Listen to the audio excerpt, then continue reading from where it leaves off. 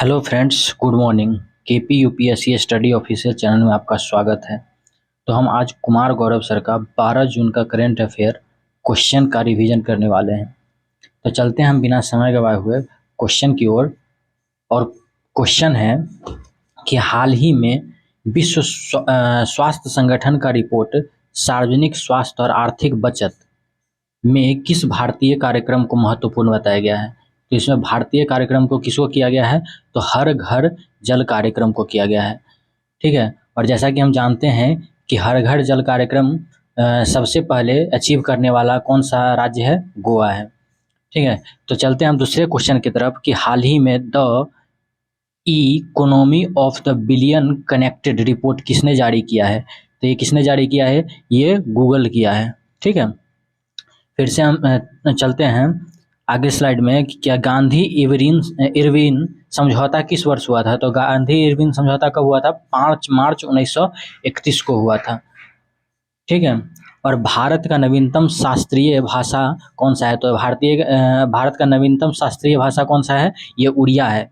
और यह कितना होता है शास्त्रीय भाषा 6 होता है, जिसमें कौन कौन है, तमिल है, तेलुगु है, मलयालम है, कन्नड़ है, संस्कृत है और नवीनतम कौन सा है, उड़िया है। ठीक है। तो क्या है, बजट प्रस्तुत करने वाली पूर्णकालिक महिला वित्त मंत्री कौन है। तो ये है निर्मला सीतारमन। ठीक है।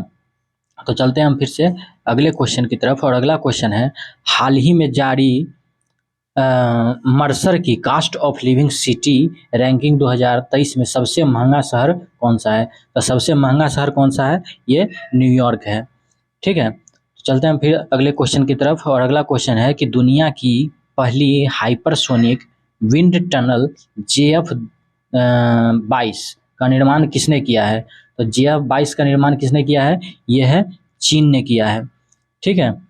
और इसके रिलेटेड हम क्वेश्चन जानते हैं कि ब्लैक पैगोडा मंदिर कहाँ स्थित है। तो ब्लैक पैगोडा मंदिर कहाँ पे है, ये उड़ीसा में है। और इसे कोणार्क का सूर्य मंदिर को ही ब्लैक पैगोडा कहा जाता है। ठीक है। तो लावनी नृत्य किस राज्य से संबंधित है। तो लावनी नृत्य कहाँ से है, यह महाराष्ट्र से है। और राज्यपाल पद की न्यूनतम आयु कितनी होती है। तो राज्यपाल का जो पद का न्यूनतम आयु कितना होता है, ये 35 वर्ष होता है। तो राष्ट्रपति और राज्यपाल ये दोनों का होता है 35 वर्ष होता है। ठीक है। और ओजोन परत कौन से मंडल में पाए जाते हैं। तो ओजोन परत कौन से मंडल में है, समताप मंडल में है। ठीक है। तो फिर उसके बाद पांचवा क्वेश्चन की तरफ हम देखते हैं। तो पांचवा क्वेश्चन क्या है कि हाल ही में खाद्य और कृषि संगठन के एक्सेलेरेटर प्रोग्राम के तहत चुने गए भारतीय स्टार्टअप हॉर्मेस फ्रेश जोन का संबंध किस राज्य से है। तो ये कौन सा है, ये केरल से है। ठीक है। तो अगले क्वेश्चन की तरफ देखते हैं कि डच विज्ञान का सर्वोच्च सम्मान शिपनौजा पुरस्कार किसे दिया गया है। तो शिपनौजा पुरस्कार किसे है, जोइता गुप्ता को दिया गया है। ठीक है। फिर उसका सातवां क्वेश्चन है, हाल ही में प्रधानमंत्री नरेंद्र मोदी ने पहले राष्ट्रीय प्रशिक्षण सम्मेलन का उद्घाटन कहाँ किया है। तो ये कहाँ किया है, नई दिल्ली में किया है। ठीक है। तो फिर हम अगले क्वेश्चन में देखते हैं कि नेहरू बोट ट्रॉफी कहाँ पर आयोजित किया गया है। तो ये नेहरू बोट ट्रॉफी कहाँ पर आयोजित किया गया है, ये केरल में किया गया था। ठीक है। और दिल्ली राजधानी बनाने की घोषणा, तो दिल्ली राजधानी बनाने की घोषणा क्या हुआ था, 1911 में किया गया था और बनाया गया था 1912 में। ठीक है। मतलब दिल्ली को राजधानी बनाने का घोषणा 1911 में किया गया और बनाया गया था 1912 में। ठीक है।